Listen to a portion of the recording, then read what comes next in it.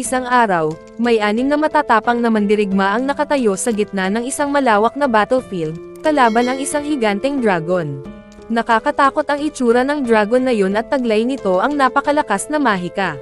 Wala itong ibang nais kundi wasakin silang lahat. Pero hindi sila umatras. Nagtipon ang 6 na bayani at ginamit ang lahat ng kanilang kakayahan para mapabagsak ang halimaw. Isa sa kanila ay gumagamit ng mahika, ang iba naman ay may mga espada, at sa huli, isang babae ang tumapos sa labanan. Matapos ang matinding sagupaan, tinamaan ng mabibigat na atake ang dragon at hindi na nito kinaya. Bumagsak ito sa lupa na tila ba patay na. Napuno ng tuwa ang 6 na bayani dahil sa wakas natalo rin nila ang pinakamapanganib na halimaw sa mundo.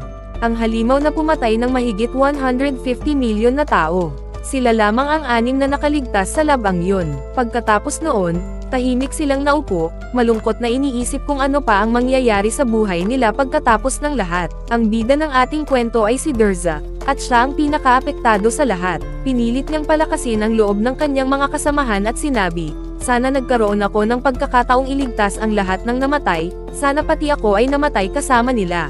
Ngunit sa mismong sandaling natapos niyang sabihin yun, may nangyaring hindi inaasahan. Biglang bumukas muli ang mga mata ng patay na dragon, at mula sa puso nito ay lumabas ang isang nakakatakot na enerhiya.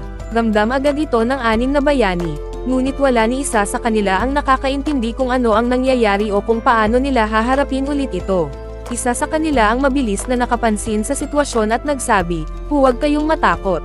Mukhang patay na talaga ang dragon. Ang nararamdaman natin ay kapangyarihang galing sa pagsabog ng puso nito. At mukhang mamamatay tayong lahat." Sinubukan nilang pigilan ang pagsabog o labanan ito, pero walang nangyari. Ang katapusan ay paparating na. At nangyari nga ang pagsabog. Winasak ang buong lugar at pinatay pati ang mga bayani. Si Derza, sa huling sandali, ay nalugmok sa matinding kalungkutan. Malungkot para sa sarili at sa lahat ng nangyayari. Pero tinamaan rin siya ng pagsabog, at namatay. Ngunit laking gulat niya nang bigla siyang magmulat ng mga mata at nakita ang sarili niyang nakatayo sa harap ng isang bintana, buo ang katawan, at kahit ang mga sugat niya ay nawala. Napalingon siya sa paligid at nakita ang maraming estudyanteng nagtitipon. Nandoon rin ang guro na magbibigay ng welcome speech sa loob ng Magic School. Habang nakikinig sa talumpati, nabigla siya nang malaman na taon 3613 na. Ibig sabihin, bumalik siya sa nakaraan ng 13 years. Hindi pa nagsisimula ang digmaan at may 3 taon pa bago ito mangyari. Buhay pa ang mga kaibigan niyang namatay noon. Kaya niya silang mailigtas muli. Sa dami ng pumapasok sa isip niya, naupo na lang siya sa sahig, tuliro at hindi alam ang gagawin. Pero makalipas ang ilang sandali, tumayo siya, binuo ang loob, at seryosong nag-isip. Sinabi niya sa sarili, "Noong una, mahina ako. Hindi ko kayang protektahan ang mga kaibigan ko. Pero ngayon, gagawin ko ng tama. Hindi ko nahahayaang mangyari ulit yon. Sa mundong ito, ako ang magiging pinakamalakas." Bigla siyang natigil sa pag-iisip nang biglang pumasok ang isang babae at sinabi, "Nasaan ka ba, lalaki? Hinahanap na kita mula pa kaninang umaga." Humingi ng paumanhin si Derza at tinanong kung bakit siya hinahanap. Sagot ng babae, "Ako nga pala si Radoria. Ako ang magiging responsable sa iyo sa evaluation test. Kapag mataas ang score mo, makikinabang ako. Pero kapag natalo ka, masisira ang reputasyon ko." Pinakalma siya ni Derza, "Huwag kang mag-alala. Ipagmamalaki mo ako." Ngunit nagulat si Radoria nang makita ang file ni Derza. "Ano to? Isa kang commoner. Hindi ka kabilang sa mga noble. Kahit pumasa ka sa test, hanggang commoner class ka lang. May class system ang paaralan na ito." Sumagot si Derza ng kalmado, "Huwag mo nang isipin yan. Dalhin mo na lang ako sa test." Habang naglalakad sila papunta, nakasalubong nila si Elimo, isang malamig at mayabang na noble na may asol na buhok. Lumapit ito kay Radoria at mayabang na sinabi, "Narinig kong may estudyanteng naka-assign sa'yo." Nang makita niya ito, nilate niya si Derza, isa lang siyang peasant commoner. "Sayang ka, Radoria. Lagi kang talo sa akin, at dahil magka-team tayo sa test, ayokong sayangin ang oras ko sa mga katulad ninyo." Paalam. Nagngit-ngit sa galit si Radoria sa narinig. Sa isip niya, "Ipapakita ko sa'yo, aso ka." Hindi mo babastusin si Derza. Pagkaalis ni Elimo, lumapit siya kay Derza at may diin na sinabi, "Kapag natalo ka sa lalaking yon, ako mismo ang tatapos sa'yo." Pero pinakalma lang siya ni Derza. Pagdating nila sa lugar ng pagsusulit, luminga si Derza sa paligid. Sigurado akong kasama ko siya noong araw na to, nandito kaya siya. Patuloy siyang tumingin sa lahat ng direksyon. Wala siyang nakita kaya halos sumuko na siya. Pero bigla na lang may boses na narinig mula sa likod, "Ano bang problema mo, tanga? Nakakapagod ka sa kakalingon mo kung saan-saan. Pwede bang tumigil ka muna?" Pagharap niya, nabigla siya. Si Romantika, ang babaeng pinakamamahal niya noon, ang nasa harap niya. Ang babaeng matagal nang patay at hindi niya nailigtas noon. Napatigil si Derza sa kinatatayuan niya, hindi makapaniwala sa nakikita at tulala lang na nakatitig sa kanya. Hindi maintindihan ng babae ang dahilan ng tingin niya kaya tinanong siya nito, "Ano bang problema mo, binata?" Ngunit sa loob-loob niya, nakapagpasya na si Derza, ipagtatanggol niya ito sa kahit anong mangyari. Mahinahon niyang sinabi sa sarili, "Imposible, hinding-hindi ko hahayaang maulit ang nangyari noon." Pagkatapos noon, dumating si Rod Orias sa lugar at nagsimulang ipaliwanag kay Derza ang tungkol sa sistema ng test. Ito ay isang karera ng 5 kalahok, 3 lang ang mananalo, at sila lang ang makakapasok sa Magic Academy. Pero bago pa niya matapos ang paliwanag, may sumabat na isang lalaki. Sa test na to, pinapayagan ang paggamit ng magic attacks at pakikipaglaban. At ikaw, kaibigan, talo ka na agad. Kasi ang makakalaban mo ay si Azest, ang pinakamalakas na Magic Knight. At malas mo, siya ang kalaban mo ngayon. Pero hindi pinansin ni Derza ang mga walang kwentang salita ng lalaki.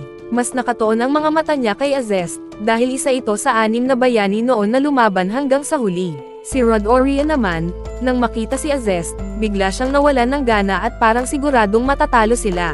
Pero humarap pa rin siya kay Derza at sinabing, "Kahit papaano, subukan mo na lang na mapasama sa unang 3 o kahit makapasa ka man lang sa test." Pumasok sila sa isang espesyal na gate at inilipat sa isang maliit na mundo. Ang layunin ay makarating sa dulo ng kagubatan kung saan may finish line. Ang unang 3 tatawid ay makakapasok, at ang matitira ay uuwi. Kasama ni Derza at Azest si Romantika sa test na ito, kaya halatang magiging matindi ang labanan. Lahat ay naghanda ng seryoso. Iniisip ni Derza ang isang bagay na bumabagabag sa kanya, bumalik nga siya sa nakaraan ng 13 years, pero bumalik din ba si Azest? Sinubukan niyang tanungin ito pero wala itong alam. Malinaw, siya lang ang bumalik sa nakaraan. Nagsimula ang takbuhan at nagsipag-unahan ang mga kalahok. Nangunguna agad si Azest, habang si Romantika at Derza ay nasa huli. Naiinis ang babae sa mga tingin sa kanya ni Derza na puno ng emosyon at sinasabi niya sa isip, "Ano bang problema nitong malamig na lalaking to?" Pero bago pa siya matapos mag-isip, napansin ni Derza ang isang ataking papunta sa kanya kaya dali-dali siyang tumakbo para iligtas siya. Oo, nagsimula na ang labanan. May naglagay ng bitag para sa kanila. Pero mabilis gumanti si Romantika gamit ang wind magic at tinamaan ng malakas ang kalaban, tinanggal ito sa test kaagad. 5 na lang ang natira sa kagubatan. Tumanggaw si Romantika kay Derza at nagsabing, "Salamat sa pagligtas mo. At bilang kapalit, tinapos ko naman ang lalaking nasa unahan mo. Kaya quits na tayo." Sumagot si Derza, "Ayos lang yan. Tara na." Sagot ng babae, "Tama ka." Pinakawalan ni Romantika ang lahat ng enerhiya niya at sinabing, "Tignan mo ko ng mabuti." Ginamit niya ang buong kapangyarihan ng kanyang wind magic at tinamaan ng malakas ang 2 sa top 3, iniwan lang si Azest na nakatayo. Tumingin siya kay Derza at nagsabi, 3 na lang tayong natira, ibig sabihin pasado tayong lahat, di ba?" Pagkatapos ay ngumiti siya ng malamig. "Syempre hindi, akala mo ba hahayaan kitang mabuhay? Hindi pwede. Tatapusin na kita ngayon at pauuwiin sa labas ng test." Sinabi ni Derza, "Kalma lang, bata. Sabay na lang tayong 3 tumawid, pare-pareho tayong panalo." Pero sumagot si Romantika ng may galit, "Hindi pwede. Ang malamig mong ngiti ang hindi pwedeng manalo.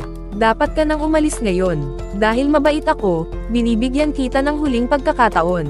Ginamit niya ang lahat ng lakas niya at lumitaw ang higit sa 7 magic circles sa ibabaw niya.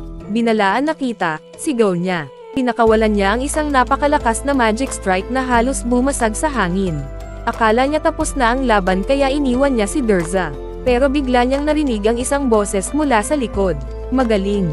Malakas at maganda ang atake mo, pero sobrang hina ng kontrol mo sa direksyon. Iyan lang ba ang kaya mo?" Gulat na gulat si Romantika. "Nakawala ka lang dahil sa swerte. Ipapakita ko sa'yo ang tunay mong lugar." Naglabas ulit siya ng enerhiya at inatake si Derza ng magic. Sigurado siyang tatamaan niya ito. Pero hindi, Na-reflect ito pabalik sa kanya. Nabigla siya. Paanong na-reflect mo ang magic ko? Hindi kumikibo si Durza. Malamig lang ang tingin niya habang lalo siyang nagngingit-ngit sa galit. Tatapusin na kita ngayon.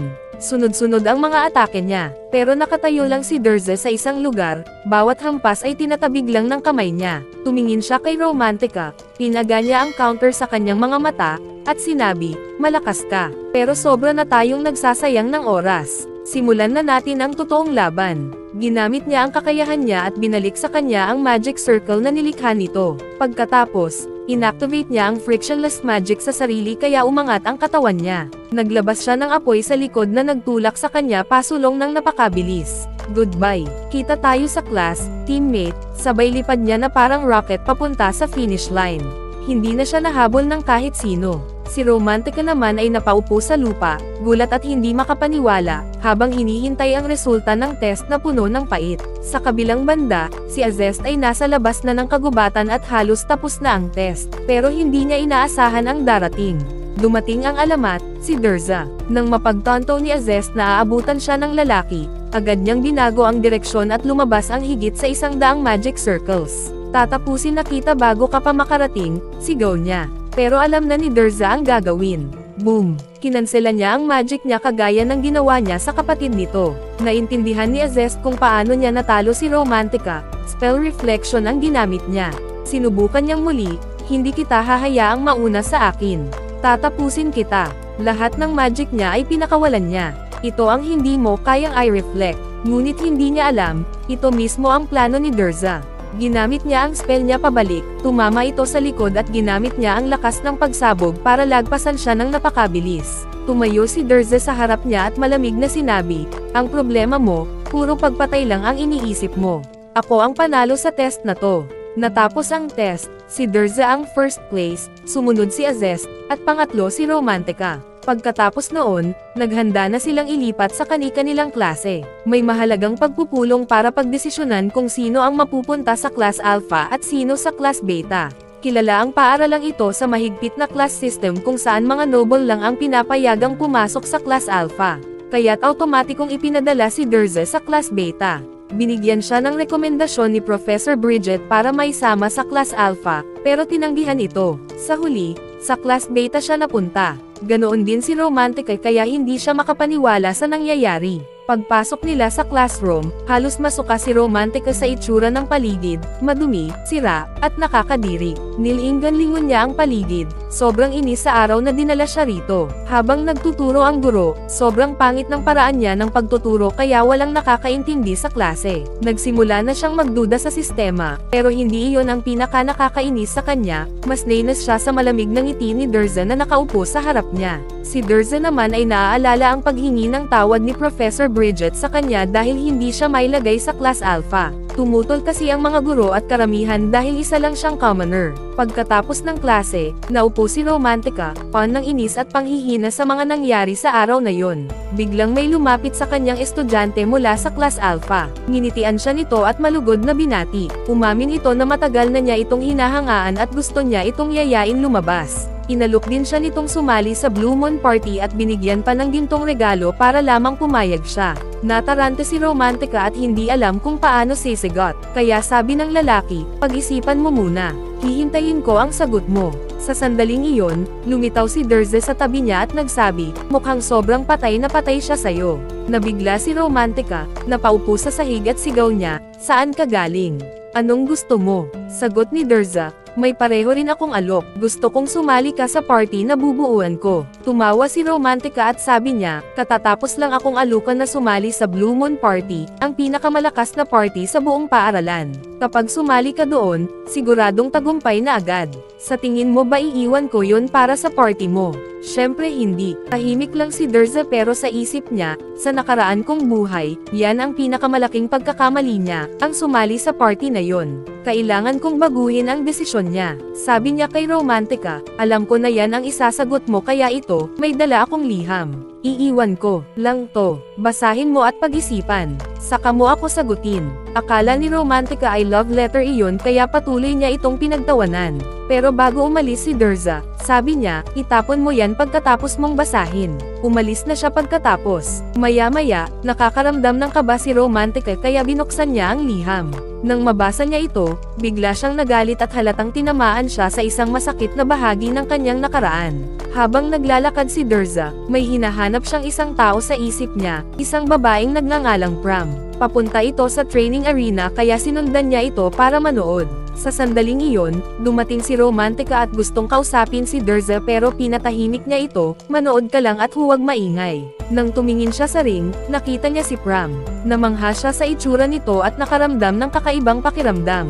Umakyat si Pram sa ring at kinuha ang isang malaking espada para makipagdulo sa estudyante ng Class Alpha. Inutos ng referee na simulan ang laban at nagsimula nga ito. Sa simula, kontrolado ni Pram ang laban. Malalakas ang mga atake niya at napaatras niya ang kalaban. Kahanga-hanga ang eksena, pero napaisip si Derza, bakit hindi niya ginagamit ang sarili niyang espada? Bakit ibang espada ang gamit niya? Tama nga siya, sinamantala ng kalaban ang pagkakataon at malakas siyang tinamaan. Nabitawan ni Pram ang espada at natalo siya sa laban. Idineklara ng referee na panalo ang estudyante ng Class Alpha. Pero hindi kontento ang lalaki, lumapit siya kay Pram na nakaupo sa sahig at sinimulang bugbugin ito ng kamao. Hindi na kinaya ni Derza ang makita ito kaya mabilis siyang tumakbo para sagipin si Pram.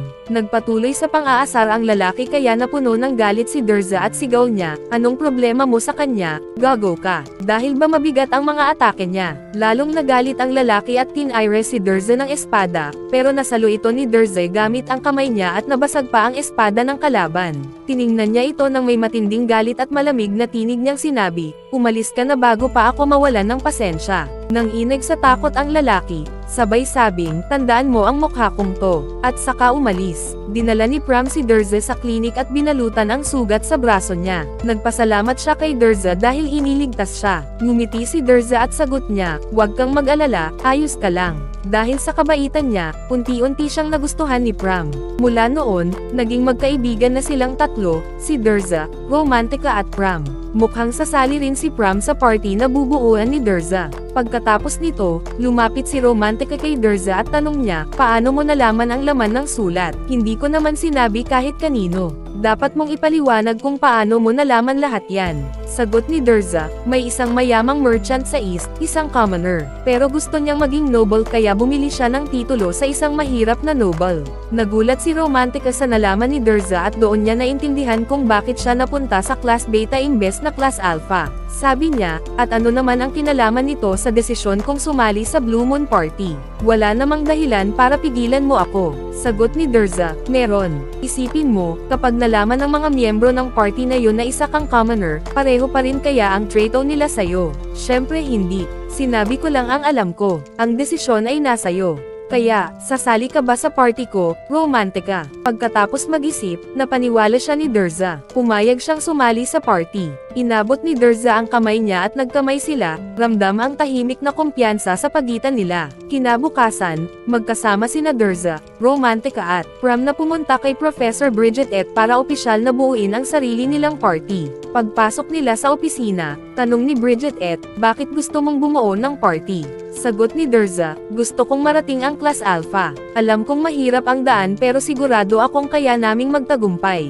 Nagulat ang guro at sabi niya, sobrang hirap niyan, halos imposibleng mangyari. Para makarating doon, kailangan ninyong manalo sa national tournament. Hindi lang yun, kailangang makapasok kayong tatlo sa top 8 nanograms paaralan. Hindi naintindihan ni Pram kaya nagtanong siya tungkol sa tournament. Ipinaliwanag ni Bridget Et na sa tournament na ito, maglalaban-laban ang mga party at ang makarating sa dulo ang panalo.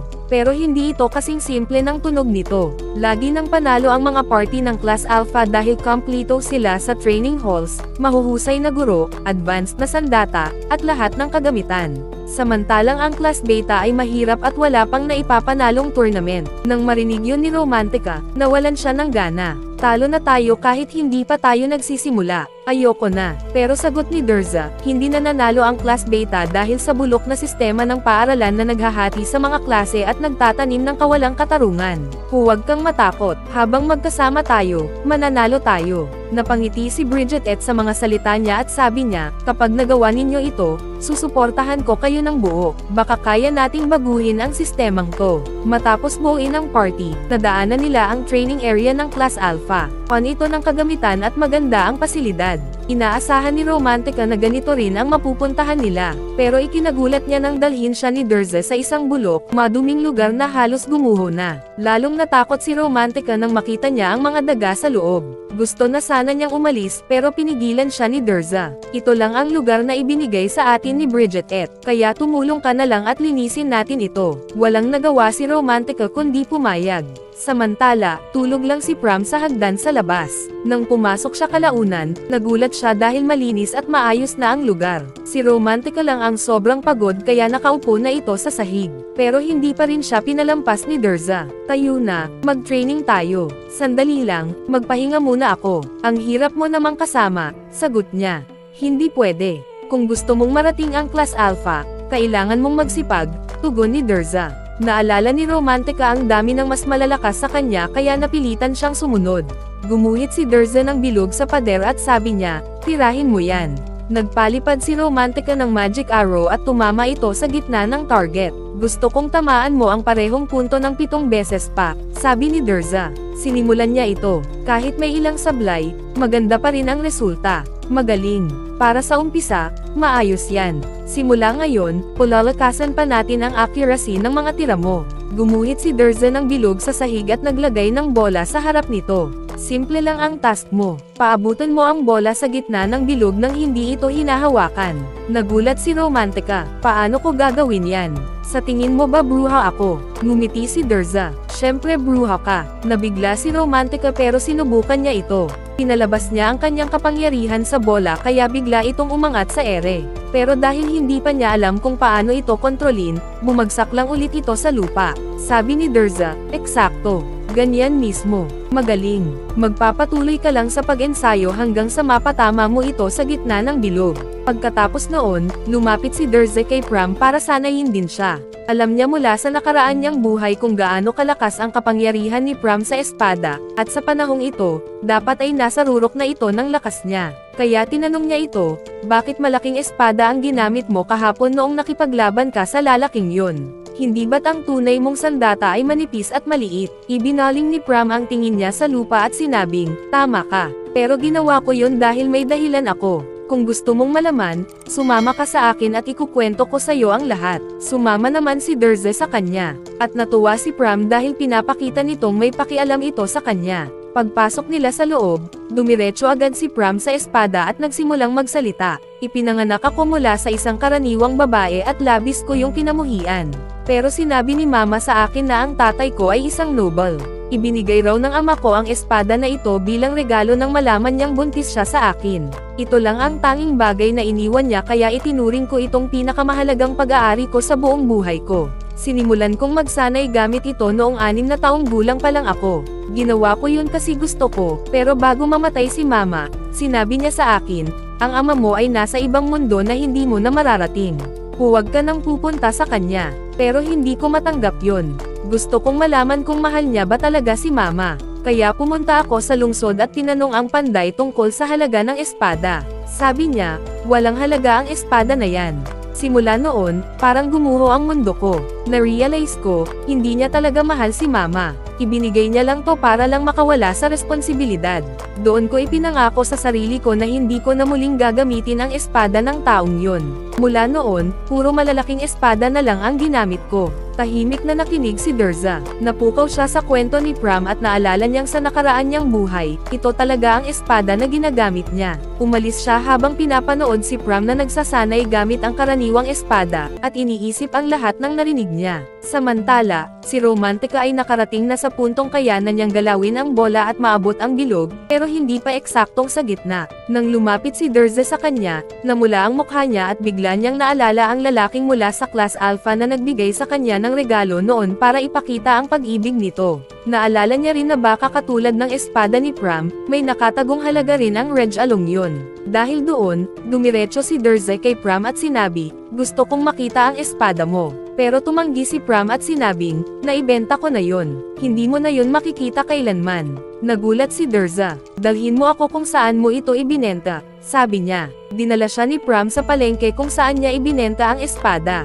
Tinanong siya ni Pram, bakit mo gustong makita ang espada? Pero hindi niya ito maipaliwanag ng malinaw. Pagdating natin doon, maiintindihan mo, sagot ni Durza. Pagdating nila, nakita nila ang karatolang, no returns allowed. Ibig sabihin, hindi na nila mababawi ang espada. Pumasok sila sa lugar na may malaking bakal na gate at may bungo sa gilid. Pumalabog si Durza sa pinto at isang malaking lalaki ang nagbukas para papasukin sila. Ngumiti ang blacksmith at nagsabing, welcome, welcome. Bibili ba kayo o magbebenta? Sabi ni Durza, nandito kami para bawiin ang espada na ibinenta ni Pram kahapon. Sumagot ang blacksmith, hindi nyo ba nakita ang karatola sa labas? Walang ibinabalik dito. Sabi ni Durza, walang problema. Bibilhin ko ito. Inilabas ng blacksmith ang espada at sinabing, kahapon sinabi ko sa'yo na walang halaga ito kaya binili ko lang ng 3 silver coins. Pero ngayon, iba na yan. Isa itong Timavovan, isang espesyal na regalo na ibinibigay sa babaeng mahal mo. Nagulat si Pram sa narinig niya. Tinanong niya kung ano ang nasa loob nito pero hindi rin alam ng blacksmith. Basta, 40 silver coins na ang presyo niyan ngayon, sabi nito. Nagalit si Pram, magnanakaw ka. Gusto mong kumita ng 10 beses sa loob lang ng isang araw. Wala kang konsensya. Kalma lang ang blacksmith. Hindi ko ibinebenta ang espada ngayon, ibinebenta ko ang Timovin. Kung ayaw nyo, umalis kayo. Pumasok si Durza at inabot ang 40 silver coins. Pagkatapos makuha ang espada, ginamit niya ang kakayahan niya para hanapin ang nakatagong butas at ibinigay ito kay Pram para siya mismo ang magbukas. Binuksan ni Pram ang espada at doon lumabas ang malaking sorpresa. Hindi ito ordinaryong espada kundi espada ng Blantium, isa sa pinakamahal at pinakabihirang metal sa buong mundo. Nang makita ito ng blacksmith, nagulat siya ng husto at sumigaw, ibalik nyo ang espada. Pero hindi siya pinansin ni Durza at handa na silang umalis. Kinaranggan sila ng gwardya. Inutusan ito ng blacksmith na kunin ang espada sa kanila. Galit na sinabi ni Durza, hindi ba't ikaw mismo ang nagbenta nito sa amin ng 40 silver coins, 10 beses pa sa presyo mo kahapon? Sumagot ang blacksmith, iba to, Blantium yan. Hindi ko hahayaang dalhin nyo yan. Sinubukan ng gwardya na agawin ang espada pero hindi niya alam na hindi na ito ibibigay ni Pram. Tumayo si Pram sa harap ni Durza at sinabing, ako na ang bahala rito. Pinalabas niya ang kanyang legendary skill at sa isang malakas na atake, tinalo niya ang gwardya at binuwag ang bakal na gate. Sabay sabing, pinakamagandang palom sa'yo, Gaaman. Lumabas sila sa palengke at dahil pagod at gutom na sila, nagyaya si Durza kay Pram na kumain. Sobrang saya ni Pram habang kumakain. Naalala niya ang mga salita ng kanyang ina na mahal siya ng kanyang ama, at sa unang pagkakataon, naniwala siya rito. Samantala, si Romantica ay nakontrol na ng maayos ang kanyang mahika at napalanding niya ang bola sa mismong gitna ng bilog. Tumalon siya sa tuwa. Sinubukan niya ito sa isa pang bilog at bawat tira niya ay tama sa target. Lumabas siya ng training ground para hintayin ang lalaking nagyaya sa kanya. Nagkita sila sa isang restaurant at inilibre siya nito ng pagkain. Kumain siya ng buong gana at naubos ang lahat ng nasa harap niya. Pagkatapos, inabot niya pabalik ang Reg Along ibinigay ng lalaki at sinabi, hindi ako lalabas kasama mo. Hindi rin ako sasali sa Blue Moon Party. Nagulat ang lalaki. Bakit mo tinatanggihan ang pinakamalakas na party sa paaralan? May nagbanta ba sa'yo? Sumagot si Romantica, hindi. Sumali ako sa party ng class beta. At sa totoo lang, mas comfortable ako doon. Mas kaya kong maging ako. Sabi ng lalaki, pero puro commoners at maruruming tao ang kasama mo. Mas maganda ka pa sa kanila. Sagot ni Romantica, commoner din ako. At sa reaksyon mo ngayon, alam kong tama ang desisyon ko. Hindi nila ako tinitingnan gaya mo. Wala na akong gustong sabihin pa. Sabi ng lalaki, kung alam ko lang na commoner ka, hindi na sana kita inimbitahan. Pero ngayong alam ko na, sisiguraduhin kong dudurugin ko kayong lahat. Sagot ni Romantica, lumayas ka sa paningin ko. Pagkatapos ay umalis siya. Galit na galit ang lalaki, namula ang mukha nito sa inis. Lumipas ang araw at dumating na ang araw ng school tournament. Nasa unahan ng class beta ang team ni Durza. Tinalo nila ang lahat ng kalaban nila ng mabilis at walang awa. Si Pram gamit ang espada niya at si Romantica gamit ang wind magic. Napakahusay ng performance nila at mabilis silang umangat sa ranggo hanggang sa mapasama sila sa top 30 students. Ang natitira na lang sa unahan ay ang mga team ng Class Alpha. Masayang-masaya si Professor Bridget sa naging resulta nila pero alam niyang mula rito, lahat ng mata ay nakatuon na sa kanila, at kailangang mas maging maingat sila sa mga susunod na laban. Sa panahong iyon, tinipon ng teacher ng Blue Moon Party ang lahat ng miyembro nito para sa isang mahalagang usapan. Galit na galit siya at sumigaw, "Anong kabaliwan tong nakasulat sa dyaryo? Paano nakapasok ang mga patapon ng Class Beta sa rank 30? Kailangang pigilan niyo sila na makapasok sa top 10 kahit anong paraan." Pagkatapos noon, tinawag niya si Azest at itinalaga itong leader ng grupo. "Ang pinakamahalaga," sabi niya, "ay gawin mo ang lahat ng kaya mo para tapusin agad ang mga basurang yan. Dahil kapag nagtagumpay sila sa test, sisirain ko kayong lahat." Sumagot si Azest ng may matinding determinasyon, "Ayos lang." Siya ng motibasyon dahil mula nang matalo siya sa nakaraang preliminary test, nag-uumapo ang galit niya at nakatuon ang lahat ng atensyon niya kay Derza. Gusto niyang makabawi sa pagkatalo. Lumabas siya ng hall at nasalubong sina Donetta at Hadan. Nagulat siya at tinanong kung bakit sila naroon. Sabi ni Donetta, "Leader, iisa lang ang hiling ko. Ako mismo ang papatay kay Romantica." Sabat naman ni Hadan, "At ako naman ang papatay kay Pram." Sumagot si Azest, "Sige, gawin niyo kung anong gusto niyo. Pero tandaan niyo to, si Derza ay akin lang. Kapag may sino mang lumapit sa kanya, puputulan ko ang leeg niya." Samantala, pumunta si Derza sa mga kaibigan niya habang nagsasanay ang mga ito. Masigla niya silang binati at dinala sa library, may bitbit na 5 hanggang 6 na libro para basahin. Nalito ang mga kaibigan niya at nagtanong, "Bakit mo gusto na basahin namin ang mga librong to?" Sagot ni Derza, "Yung battlefield na mapupuntahan natin ay batay sa isang pangyayaring naganap dati. Gamit nila ang augmented reality para muling buhayin ang nangyari. Lahat ng detalye ay nakasulat sa isa sa mga librong to." Nagulat si Romantica, "Pero paano mo naman nahanap ang tamang exam sa libu-libong libro at events?" Tanong niya. "Pumili ako base sa kutob ko," sagot ni Derza. "Basahin natin ng sabay-sabay." "Sige na nga," tugon ni Romantica. "Basahin natin lahat yan." At nagsimula nga silang magbasa. Pero sa totoo lang, hindi naman basta kutob lang ang dahilan ng pagpili ni Derza. Alam na niya na sa Tower World gaganapin ang final battle, pero ayaw niyang magdulot ng hinala kaya nagbigay siya ng ilang libro para pagtakpan ang katotohanan. Habang nagbabasa sila, biglang pumasok si Az. Tinanong ni Derza kung bakit siya naroon. Humingi ito ng tawad, "Pasensya na sa pangmamaliit ko sa'yo sa nakaraang test, pero ngayon, tatalunan na kita. Maghanda ka dahil maghaharap ulit tayo sa susunod na exam." Ngumiti lang si Derza at sinabing, "Sige." Kinabukasan, nagsimula na ang tournament qualifiers. Nakatayo si Derza at ang kanyang team sa tunnel habang nagre-review. Kalma ang lahat at buo ang tiwala sa kanya. Walang takot silang pumasok sa starting arena kung saan nagtipon ang lahat ng team, kasama na ang pinakamalalakas na estudyante ng Class Alpha. Lahat halos ng mata ay nakatutok kay Derza at sa team niya, turing sa kanila ay pangunahing kalaban. Ipinaliwanag ng referee ang mission, ang unang makakuha ng kontrol o makasurvive hanggang dulo ang siyang mananalo. Kung makokontrol ninyo ang Shadow World, panalo kayo. At kung kabilang kayo sa huling 3 team na nakatayo, panalo rin kayo. Pagbukas ng gate, sabay-sabay na pumasok ang lahat ng team ng may kasabikan. Pumasok din ang team ni Derza at agad na naghiwa-hiwalay. Habang naglalakad si Derza sa gitna ng gubat, biglang lumitaw ang isang babae mula sa Class Alpha. "Ang swerte ko." Una pa lang, nahanap na kita ng hindi pinagpapawisan. Inatake siya ng babae gamit ang magic, pero kinansela ni Derza ang atake at binalik ito. Walang nangyari sa kanya. "Ikaw ang magiging kabaong ko ngayon," sagot ni Derza. "Ipakita mo lahat ng meron ka." Nagalit ang babae at muling umatake, pero sino bang kayang tumalo kay Derza? Ginamit niya mismo ang magic nito laban sa kanya. "Panoorin mo kung paano ko gamitin ang ice magic," sabi niya bago tuluyang pinatumba ito. Siya ang unang natanggal, 29 na lang ang natira. Samantala, sina Romantica at Pram ay tinalo rin ang mga kalaban nila hanggang 27 na lang ang natitira. Gumamit si Romantica ng search magic para hanapin si Derza at makita sila muli. Nakita niya sa mapa ang 3 signal, 2 magkasama at 1 mag-isa. Inatake niya ang nag-iisang signal pero pain lang pala ito. Lumapit ang dalawang signal at naglaban sila, pero dahil sa kanilang pagsasanay, mas malakas na sila ngayon.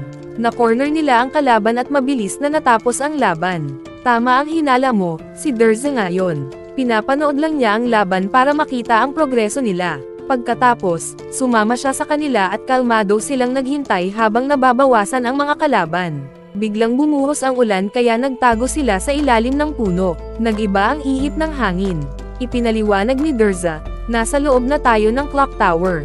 Kapag tumama ang orasan sa eksaktong 12, tutunog ang kampana at lalabas ang mga halimaw. Kailangan nating makatakas at patayin ang boss, kung hindi lahat tayo mamamatay. Tama nga, lumabas ang mga halimaw at inatake ang mga manlalaro hanggang 17 na lang ang natira, kabilang ang team ni Derza. Ngunit natuntun sila ng mga halimaw at walang tigil sa habol, para bang malapit na ang wakas. Sinubukan ni Romantica na atakihin gamit ang magic pero hindi tinatablan ang mga daga, lalo lang silang dumami. Nang halos maabutin na sila, itinapon ni Derza ang dugo niya. Dahil mahilig sa dugo ang mga ito, nilapitan nila ito agad. Ginamit ni Romantica ang pagkakataon at tinamaan ang mga ito ng magic, pero kahit akala nila panalo na, tumayo ulit ang mga halimaw, parang walang nangyari. Lalong lumapit ang mga daga. Habang papalapit ang panganib, lumipad si Prom papunta sa gitna, nakatuon sa pagpatay sa boss. Napalibutan siya ng mga daga at halos hindi makagalaw. Napatulala si Derza, pilit niyang itinaboy ang mga halimaw pero hindi niya magawa. Sa huling sandali, tumutok si Prom at pinatay ang boss gamit ang espada niya. Pagbagsak ng boss, naglaho rin ang lahat ng halimaw. Pero nawalan siya ng lakas at bumagsak. Binuhat siya ng team at dinala sa ilalim ng puno para makapagpahinga. Kita sa mukha ni Derza ang bigat ng loob. Lumabas siya sa ulan at mamulong sa sarili, muntik na siyang mamatay dahil sakin. Tuwang-tuwa ako sa bilis ng pag-angat niya at sa pagiging malapit niya sa akin kaya hinayaan ko siyang magsakripisyo. Tanga ako, hindi ko na uulitin to. Bumalik siya sa mga kasama. Tinatanong siya ni Pram tungkol sa sugat sa mukha, pero umiwas si Derza. Mamaya na yan. Sumunod kayo sa akin sa tower. May plano ako. Dumating si Naaz at ang kanyang team sa tower, pero bigla silang inatake mula sa lahat ng direksyon, dalawa agad ang natanggal. Hindi nila alam kung saan galing ang mga atake. Dalawa pa ang pumasok mula sa ibang side at nasapul din. Oo, plano yun ni Derza. Nauna na siyang makarating at nagtago sa itaas ng tower. Lahat ng susubok pumasok ay mabibitag. Si Romantica ang kumokontrol ng wind magic, kaya sunod-sunod ang mga atake mula sa lahat ng panig. Si Derza naman ay may ginagawa ring mas malalim na paghahanda sa tower. Nang makapasok ang team ni Az, nadatnan nila ang dalawang alpha team na nag-aaway, pinagbibintangan ang isa't isa. Pero alam ni Az na si Derza ang may pakana. Tinangka niyang kumbansihin ang dalawang alpha team na magkaisa laban kay Derza, pero hindi sila naniwala. Imposible, sabi ng isa. Walang mahina mula sa class beta na may ganitong kalakas na magic. Akala nila si Az ang may gawa. Nagalit si Az at sumigaw, lilipulin ko kayong lahat. Mabilis siyang umatake, sinubukan siyang tamaan ng isa ng fire magic pero madali niya itong naiwasan at sinugod ang mga kalaban. Walang nakasabay sa bilis at lakas niya. Natalo niya ang dalawang alpha team nang siya lang mag-isa. Habang naghihintay si Derza at ang team niya ng notification na 3 o 4 na lang ang natira, ibig sabihin panalo na sila at pasok na sa class alpha, walang lumabas na anunsyo. Biglang may maririnig na yabag. Dumating si Azest kasama sina Donetta at Hadan. Akala nyo ba pwede kayong maghintay na lang para ma-promote? Nag-sorry ako, pero ngayon sisirain ko ang plano nyo. Pinako ko sa pwesto ang ibang manlalaro sa baba kaya hindi sila mamamatay. Hanggat nandito ako, wala kayong mapapala. Ngumiti si Derza. Maganda yan, sabi niya. At nagsimula ang malupit na 3 laban. Unang umatake si Azest. Ginamit ang magic para itaas si Derza habang sina Donetta at Haden ay umatake sa mga kasama niya. Matindi ang labanan. Buong puwersa si Azest habang si Derza ay mabilis na kumokontra. Hindi siya nagpapatalo. Si Haden naman ay nakipaglaban kay Pram, iniisip na mahina pa rin ito. Pero mabilis si Pram, na-shock si Haden nang mapabagsak siya. Paano ka lumakas ng ganito sa loob lang ng 2 linggo? Tanong niya. Tumawa lang si Pram at inirapan siya. Si Romantica naman ay hirap dahil halos ubos na ang magic niya. Alam ito ni Derza kaya kumalat siya ng alikabok sa paligid. Alam niyang siya lang ang makakakita rito at hindi ng kalaban. Ginamit ni Romantica ang pagkakataon at sunod-sunod na inatake ang kalaban. Ngunit ginamit ng lalaki ang magic tool sa leeg niya at nilinis ang alikabok. Mabilis siyang sumugod at inatake si Romantica. Hirap itong umiwas. Mahina ka, sabi niya. Kung wala kang tool na yan, panalo na sana ako. Ngumiti ang lalaki. Oo, may tool ako dahil isa akong noble at mayaman. Isang katulad mo na commoner, kailanman hindi makakaangkin ng ganito. At hindi lang ito ang tool ko. Pinakita niya ang mga singsing at pinaliyab ang lupa. Tinapon niya si Romantica sa pader at halos mapatay na ito. Nakita yun ni Prom kaya hindi na siya nakatiis. Tumakbo siya para protektahan ito. Aatake sana si Haden pero pinigilan siya ng lalaki. Ako na ang bahala sa kanila. Nagtagisan sila ng lakas pero hindi nagpatalo si Prom, nasalo niya lahat ng atake. Samantala, patuloy pa rin ang mabagsik na laban ni Azest at Durza. Gamit ni Azest ang lahat ng kakayahan niya, pero paulit-ulit lang itong kinokontra ni Durza na para bang nilalaro lang siya. Si Azest ay nagngingit-ngit sa sobrang galit at nilakasan ang buo niyang enerhiya para atakihin si Durza. Pero bago pa siya makagalaw, nagulat siya nang makita ang sarili niya na nasa ilalim ng mga paa nito. Bigla siyang inatake ni Durza gamit ang fire magic mula sa likod, isang malakas na atakeng halos ikamatay niya. Mabuti na lang at nagawa niyang protektahan ang sarili gamit ang ice magic na bomb alot sa katawan niya sa huling sandali. Mas lalo pa siyang ginanahan, kaya umatake siya gamit ang espada niya ng buong lakas. Nahihirapan si Durza na harangin ito at halos matamaan siya ng buo. Muli siyang umatake at muli rin itong pinigilan ni Durza gamit lang ang isang dagger, pero kahit ganon, hindi pa rin siya makontrol ni Azest. Sigaw nito, paano mo natatanggihan lahat ng atake ko, gayong mas mataas ang stats ko kaysa sayo. Kalma lang nasagot ni Durza, madali lang.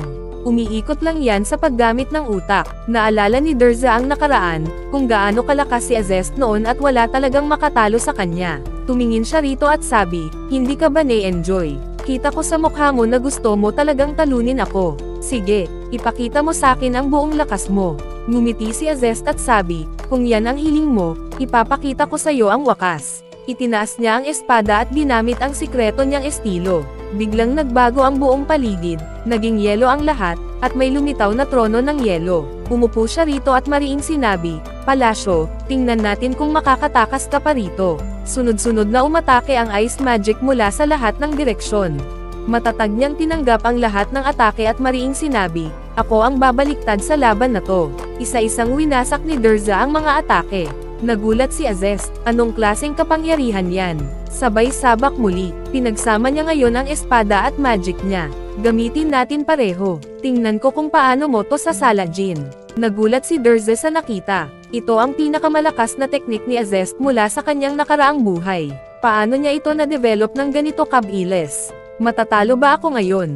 Bulong niya sa sarili. Sa kabilang banda, si Donata ay nakikipaglaban kina Pram at Romantica. Plano niyang tapusin sila, pero buong tapang na hinarap siya ni Pram. Tinawag ni Donata ang kasama niya, Tara, sabay natin silang durugan.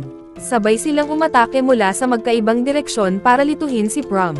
Pero hindi nila alam, nahulog sila sa bitag ni Romantica. Biglang bumagsak si Pram sa lupa, at sa sandaling iyon, binuksan ni Romantica ang dalawang higanteng magic circles. Surprise! Sigaw niya, sabay isang malakas na sabog na tumapos sa dalawa. Ngayon, si Azest at si Durza na lang ang natira. Handang-handa si Azest, pinagsama ang espada at magic, at umatake ng buong lakas. Si Durza naman ay todo harang din, bawat atake ay pabigat ng pabigat hanggang halos matapos na ang laban. Ngunit ang malaking sorpresa, ang totoong nanalo ay ang team ni Durza. Mula pa sa simula, inaral na ni Durza ang istruktura ng Magic Tower gamit ang sarili niyang mahika. Habang nakikipaglaban siya kay Azest, hindi lang siya nakatuon sa kanya, malaking bahagi ng kanyang enerhiya ay nakatutok sa mismong tower, para matapos ang misyon at makuha ang tagumpay. Sa huli, natapos ang torneo at ang team ng Class Beta ang nagwagi. Nagulat ang lahat ng estudyante pati na rin ang buong paaralan. Si Professor Bridget naman ay tuwang-tuwa at palakpak ng palakpak sa sobrang saya. Pero ang guro ng Blue Moon Party ay nagngingit-ngit sa galit. Kumislap ang kanyang mga mata habang ibinagsak ang tungkod at sumigaw, paano nangyari to? Imposible to, may mali dito. Pagkatapos noon, nagtipon ang lahat ng pinuno ng paaralan para pag-usapan ang paglipat ni Durza at ng kanyang grupo sa Class Alpha. Tulad ng dati, tumutol ang guro ng Blue Moon Party at sinubukang pigilan ito sa lahat ng paraan, pero labag man sa kagustuhan niya, opisyal silang inilipat. Lubos ang tuwa ni Professor Bridget, nasa rurok siya ng kasiyahan. Lumapit si Azez kina Derza at sa kanyang team, at buong kabab ang loob niyang inamin ang pagkatalo. Gusto kong maging kaibigan ninyo, sabi niya. Pero sina Romantica at Pram ay nagtawanan at sinabing may halong biro, so hero pala siya na puro babae ang kasama. Ngumiti lang si Derza at nagsabi, maraming salamat sa inyong lahat. Kung wala kayo, hindi namin to makakamit. Natawa ang grupo at napuno ng saya ang kanilang puso. Lumayo ng kaunti si Azez, pero nagtanong kay Derza, pwede ba akong sumali sa inyo sa training? Ngumiti si Derza at sinabing, ang lugar ay sayo, Az. Mas pagandahin mo pa ang paligid sa presensya mo. Ngumiti si Azez, sa unang pagkakataon, totoo ang kanyang ngiti bago siya umalis. Totoo nga, ang ganda sa pakiramdam kapag marunong kang tumanggap ng pagkatalo, lalo na kung hinahangaan mo ang tinalo mo. Pagkatapos noon, pumunta ang tatlo kay Professor Bridget na sinalubong sila ng malaking ngiti. Congratulations, mga anak! Opisyal na kayong nasa Class Alpha, sabi niya. May dala pa siyang malaking cake bilang selebrasyon ng kanilang tagumpay. Tuwang-tuwa silang lahat, lalo pa nang ikwento ni Bridget kung paano nagngit-ngit sa galit ang guro ng Blue Moon Party noong nakaraang araw, mas lalo tuloy siyang natuwa. Kinabukasan, nagkita-kita ang tatlong magkaibigan sa gate ng paaralan.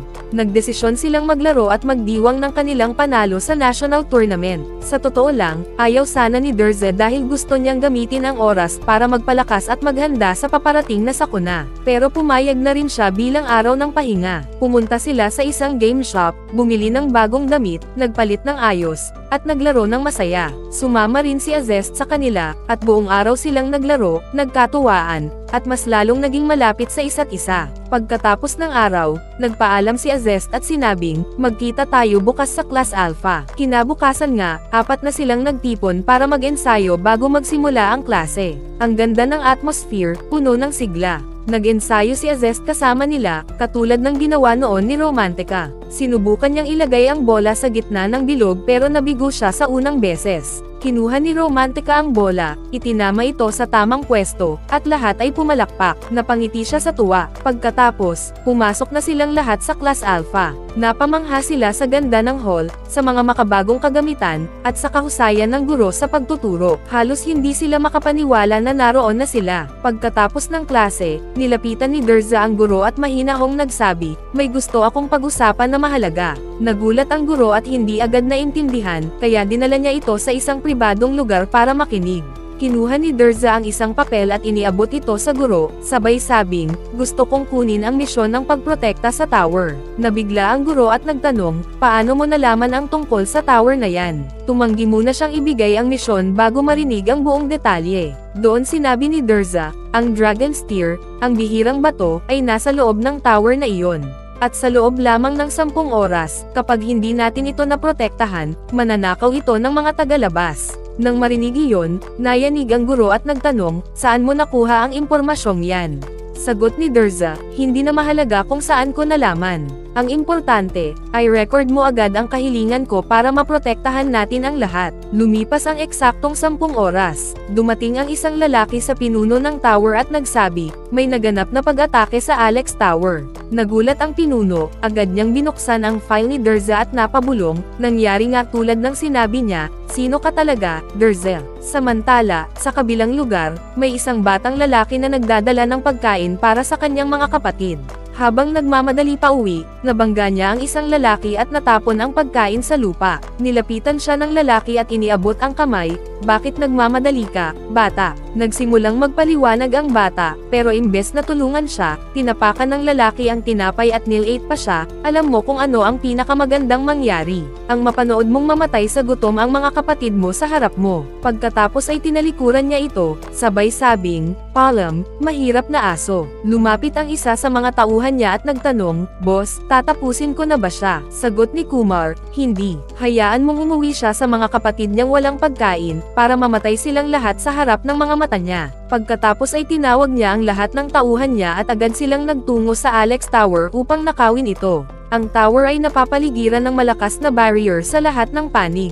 Pero tinipon ni Kumar ang 1,000,000 sundalo at inutusan silang paulit-ulit na atakihin ang barrier ng walang tigil. Sa dami ng sabay-sabay na pagsalakay, tuluyan itong bumagsak. Pagkapasok nila sa loob, naghihintay na ang mga sundalo ng tower. Inutusan ni Kumar ang kanyang hukbo na makipaglaban, habang siya naman ay kumuha ng maliit na grupo at palihim na nagtungo sa Dragonstone. Pagdating nila roon, sinubukan ng mga mages na alisin ang mahikang proteksyon, ngunit napakalakas nito. Kaya't pumasok mismo si Kumar at siya na ang bumasag sa barrier. Lumapit siya sa bato at akma na sana itong kukunin nang biglang sumigaw si Prom, walang pwedeng humawak sa bato. Ngunit pinagtawanan lang siya ni Kumar, kinuha ang bato, ipinasok sa kanyang bulsa, at inutusan ang mga tauhan niya, tapusin siya. Agad silang sumugod kay Prom, pero iniiwasan niya ang mga atake at lumalaban ng buong lakas. Pati si Kumar ay umatake rin, kaya napilitan siyang harapin silang lahat ng sabay-sabay. Halos matalo na siya, ngunit biglang tumigil ang mga pag-atake.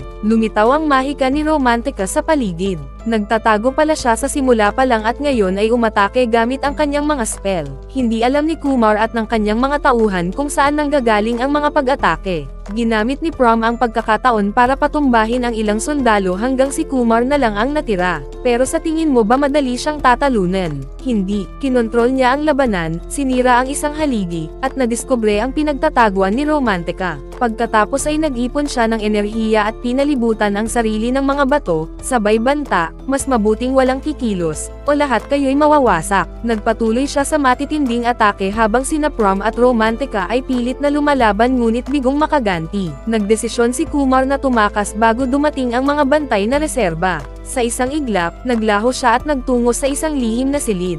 Inilabas niya ang Dragonstone at humalaklak, tagumpay. Nakamit ko ito ng ligtas. Pero sa tingin mo ba papayagan siya ng halimaw na basta makalayo? Hindi. Biglang lumitaw sa harap niya ang batang lalaki na kanina niyang ininsulto.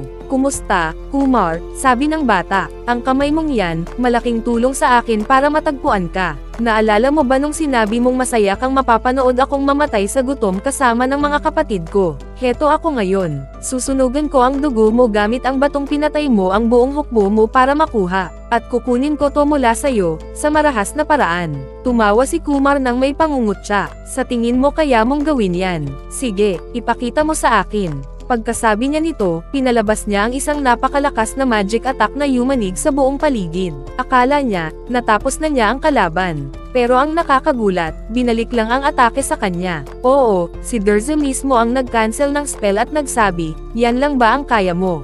Galit na galit si Kumar at nagpakawala ng malawak na atake na winasak ang lahat sa paligid nila. Pero agad iyong pinawalang bisa ni Durza at nagsabi, sige, ako na mismo ang aatake sa'yo. Sumigaw si Kumar, halika. Sinubukan niyang suntukin si Durza, pero nilinlang siya nito.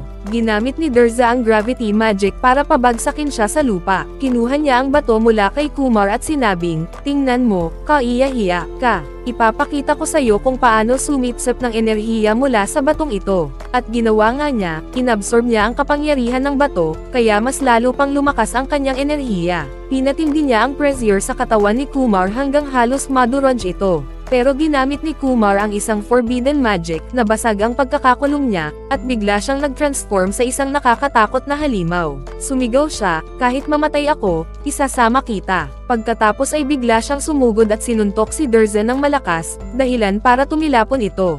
Muli siyang umatake at binali ang binti ni Durza, sabay sunod-sunod na mga mabibigat na hampas. Pilit na umiwas si Durza at bumaril ng fire arrow sa binti ng kalaban. Lalong nagalit si Kumar at mas naging mabangis pa ang mga atake niya. Pero nabasa ni Durza ang mga galaw nito, naiwasan ang mga suntok, at itinulak siya papasok sa pader. Tinangka ni Durza na gumanti gamit ang fire magic, ngunit sinabayan siya ni Kumar ng earth magic at piniga siya ng walang awa. Sabay sabing, tapos ka na, mahina ka. Kanina, pinatawad pa kita, pero ngayon, wala ka ng pag-asa. Nagpatuloy ang laban, salaitan ang mga atake, si Durza ay nagre-reflect ng mga spell habang si Kumar naman ay mas lalo pang nagngangalit sa galit. Hanggang sa sigaw ni Kumar, ipakikita ko sa iyo ang legendary technique ko. Kinuha niya ang kanyang magic staff, pinalibutan ito ng mga bato, at ibinuhos lahat ng kanyang enerhiya dito. Sumigaw siya, ihanda mo ang sarili mo. At mabilis na sumugod kay Durza. Agad gumawa si Durza ng 6 na shield para protektahan ang sarili, pero binasag lahat ni Kumar at tinamaan siya ng malakas, dahilan para muling tumilapon.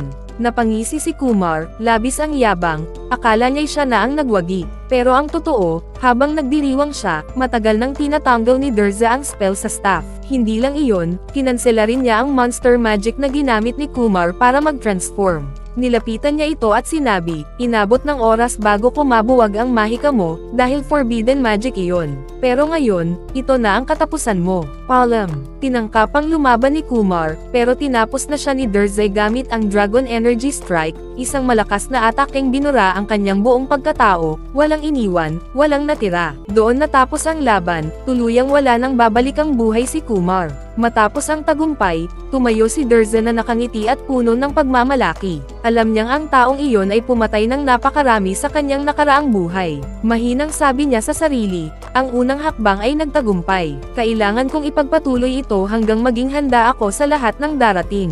Pagkatapos noon, dumating sina Prom at Romantica, puno ng tuwa dahil ligtas ang kanilang kaibigan, at dahil natalo nila ang halimaw na hindi nila kayang labanan ng mag-isa. Lalong sumaya si Durza nang makita silang buhay, at ang paligid ay napuno ng kasiyahan, parang iyon na ang pinakamasayang sandali ng kanilang buhay. Kinabukasan, dinala ni Professor Bridget at si Durza sa Tower Chief upang tanggapin ang gantimpala sa pagbawi ng Dragonstone at sa pagkatalo ng mga outsiders. Pagpasok nila sa opisina, bumukas ang pinto, at sa gulat ni Durza, nakita niya ang matagal na niyang kaibigan, si Zod. Si Zod ay isang legendary at makapangyarihang mage, at alam ni Durza na magiging kaalyado niya ito sa hinaharap. Naupo silang dalawa at nagsimulang maglaro ng chess. Tumingin si Zod kay Durza at nagsabi, kakaiba ka talaga. Inalok kita ng kahit anong gantimpala sa mundo, pero tinanggihan mo lahat at gusto mo lang maglaro ng chess kasama ako. May tinatago ka ba? Ngumiti si Durza at sumagot, wala, kaibigan. Gusto ko lang makipaglaro ng totoong chess sa'yo. Napalawak ang mga mata ni Zod sa gulat at sinabi, saan mo natutunan ang larong yan? Akala ko ako lang ang nakakaalam nito. Sagot ni Durza, tinuruan ako ng isang matandang kaibigan. Kaya maghanda ka, dahil ako ang mananalo. Napangiti si Zod at sinabing, kung ganon, gawin nating pastahan.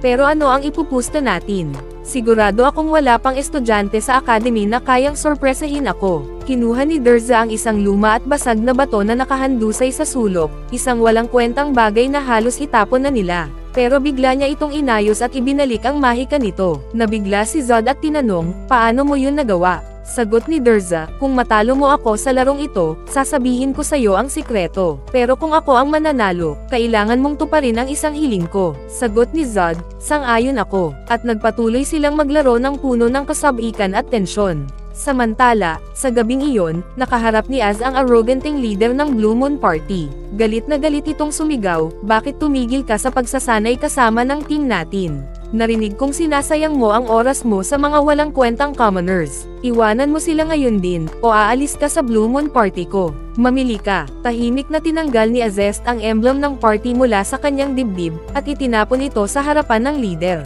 Tumingin siya ng malamig at matatag, sabay sabing, tapos na. Wala na akong kinalaman sa inyo. Pagkatapos ay tumalikod siya at naglakad palayo, buo ang loob na sumama sa grupo ni Durza. Habang nangyayari ito, magkasama naman sina Durza, Romantica, at Prom. Tahimik silang nakaupo nang biglang tanungin ni Romantica si Durza, bakit mo kami palaging pinoprotektahan ng sobra? At bakit parang natatakot ka para sa amin? May paparating bang panganib? Doon unang nagiba ang ekspresyon ni Durza. Mahinahon siyang sumagot, oo. Sa loob ng 13 araw, magbubukas ang isang mahiwagang gate patungo sa Shadow World. Pupunta tayo roon para sirain ito. Pero tandaan ninyo, sino mang mamatay sa loob ay hindi na makakabalik. Mamamatay rin sila sa tunay na mundo. At kung mabaigaw tayo sa misyong ito, mawawasak ang buong mundo. Napatingin ang kanyang mga kaibigan sa kanya, halatang nagulat at natakot. Tinanong nila, paano mo nalaman ang lahat ng yan?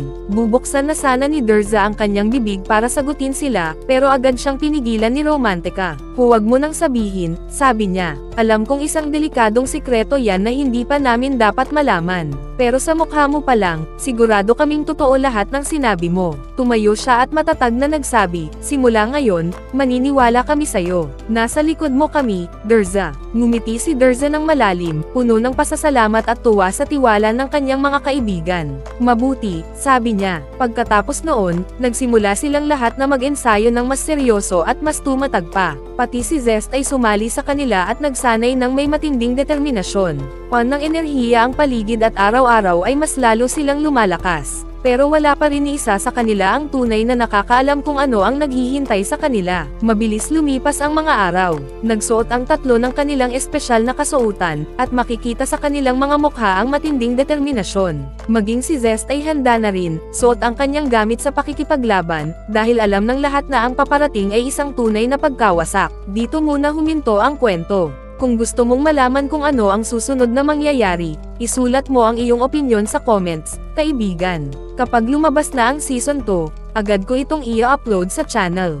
Huwag mong kalimutang ibahagi ang iyong mga saloobin tungkol sa anime na ito, at syempre, mag-subscribe na kung hindi ka pa nakasubscribe, pindutin na rin ang notification bell, at like button para sa marami pang anime recap katulad nito, at mag-iwan ng comment down below. Kita-kits tayo sa susunod na recap.